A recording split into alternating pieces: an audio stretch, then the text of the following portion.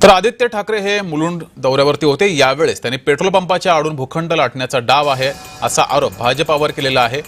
मुलुंड या ठिकाणी त्यांनी दौरा केला आणि यावेळेस त्यांनी हा आरोप केलाय। आदित्य ठाकरे यांनी मुलुंड येथे जात या परिसराची पाहणी केली आणि पेट्रोल पंपाच्या आडून भूखंड लाटण्याचा भाजपाचा डाव आहे असा आरोप आदित्य ठाकरे यांनी केलाय।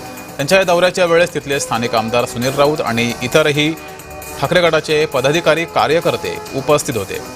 आदित्य ठाकरे यांनी मुलुंड येथील भूखंडाची पाहणी केली आणि यावेळेस त्यांनी पेट्रोल पंपाच्या आडून पेट्रोल पंप या ठिकाणी सुरू करायचा आहे, मात्र पेट्रोल पंप केवळ नाव आहे, खरं तर भूखंड लाटण्याचा डाव आहे असं आदित्य ठाकरे यांनी म्हटलंय।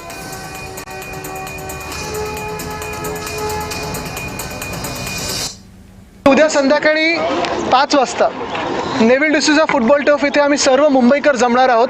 कारण आपण पाहतोय गेल्या 4 वर्षांमध्ये मुंबईत जवळपास 17 ते 18 मोकळी मैदानं ही भाजपने ढापलेली आहेत। आज जिथे आलेलो आहे, ज्या आपण प्लॉटवर बसलेलो आहे, खरं तर हा प्लॉट इथेच पेट्रोल पंप पण होऊ शकतं, गॅस स्टेशन पण होऊ शकतं। नेव्हिल डिसूजा फुटबॉल टर्फ घ्यायचा आहे, अंधेरीतले 1 प्लॉट, जुहूमधले 2 प्लॉट आणि सगळीकडचे हे मोकळी मैदानं घेऊन भाजपच्या संस्थांच्या हातात घेऊन इथे स्वतःचे बिल्डर आणि कॉन्ट्रॅक्टर आणण्याचा जो डाव आहे त्याच्या विरोधात मुंबई म्हणून आम्ही हा लढा सुरू केलेला आहे।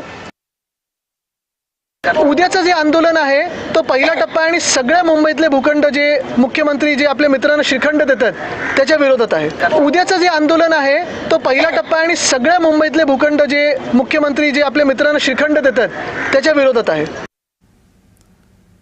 तर सदा सरवणकर यांनी विशाखा राऊत यांच्यावर निशाणा साधलेला आहे। विशाखा राऊतांनी प्रशासनाची दिशाभूल केली, विशाखा राऊत यांच्यावर गुन्हा दाखल करा अशी